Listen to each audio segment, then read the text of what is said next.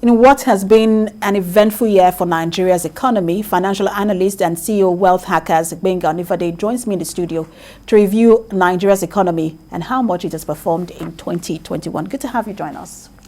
Good afternoon. Good afternoon. Great to finally have you here in the studio. We always have you on Skype.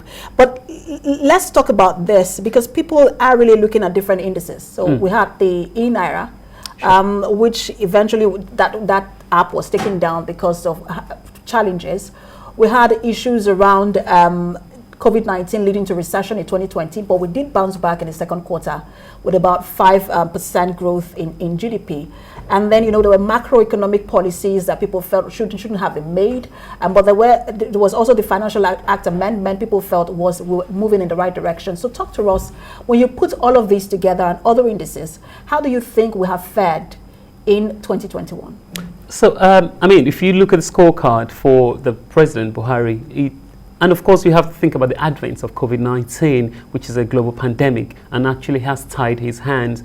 For him to have actually borrowed this much, again, according to the Fiscal Act, which allows you borrowing of, sustainability to be sustainable, is about 3%. The finance minister has actually said, okay, we have to give a go ahead for us to actually, to exceed the threshold. I think we've exceeded by 1% or 1.39%, if I'm going to be certain. So, for him to have done this, I think he wants the best for the nation. But at the same time, you asking me now, how has it fared? Unfortunately, I would actually score the president very low. But again, you've got to understand that he has his hands tied as a result of, yes, we're mostly importing, we're not exporting anything, and our economy is not diversified enough. So, if you put all these things together, the governments have actually been trying. But again, one thing you have to understand, you cannot borrow your way out of trouble. So even though it's not doing well, you got the macro indices or macro indices, which is actually crumbling his hands. But at the same time, there's not a lot he can do. But I don't think borrowing is the right thing we should be doing right now. We probably should make do with what we have. I would have thought so. So when you say you score him low, did we fall below growth potential? Or were we always going to have some sort of bad outlook just because of how we started the year, the pandemic? Well, to be honest, if you look at the president since 2015 up to where we are right now, inflation's actually been year on year been increasing. Economy's actually been going from bad to worse.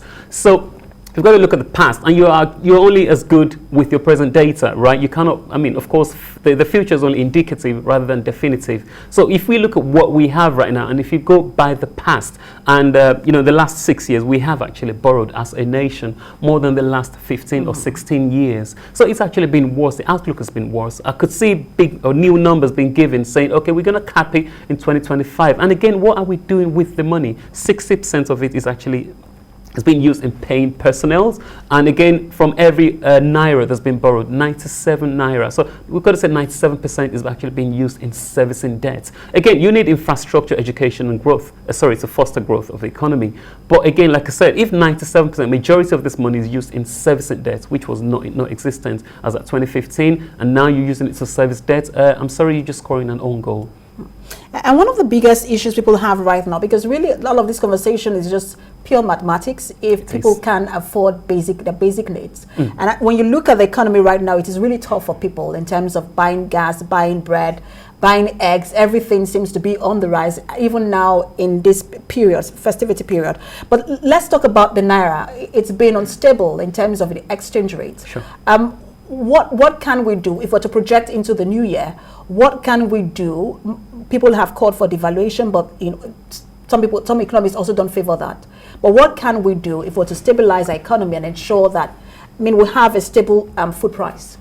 Okay, so you've got to think about it as a chicken and egg, which comes first. So devaluation on one hand actually favors the economy, but at the same time, we're looking at the subsidy removal, again favors the economy, but doesn't favor the local man out there, the common man out there on the streets. So, and again, this borrowing, spending, what are you planning to use it for? Again, we talk, the president, the Senate, they said it's going to be spent on infrastructure. But how do we trust them? In the past, the funny thing is this actually been factored into the budget already as of 2021. All this borrowing has been voted in, it's been signed in already. So it's just coming out now, which kind of makes it look new. So for the common man, unfortunately, it looks very gloomy. How do you see things? You expect inflation. Okay, the past 7 months it's been going down for the first time in many years. But again, if you're going to borrow more, then it puts pressure on the naira. I don't think 2022 looks very good on the common man. You keep promising us to 2025. We have a pre-election year coming on, and then we're going to have new body, and they're going to have institute their own system and mechanisms. So for the common man, unfortunately, it doesn't look good. It's still looking gloomy, and Nigeria is extremely under pressure. The economy is not well diversified enough. We're not getting enough remittances into the system either. I wish we have enough time to talk about who should buckle up, whether it's the monetary policy, which is the CBN, or the fiscal policy, which is the Ministry of Finance. But we'll leave. I'm sure we'll have more conversation with you on this subsequently. Thank you so much for your time. Financial analyst and CEO, Wealth Hackers, Benga Onifade. Thank you for talking to us. Thanks for having me. Thank you.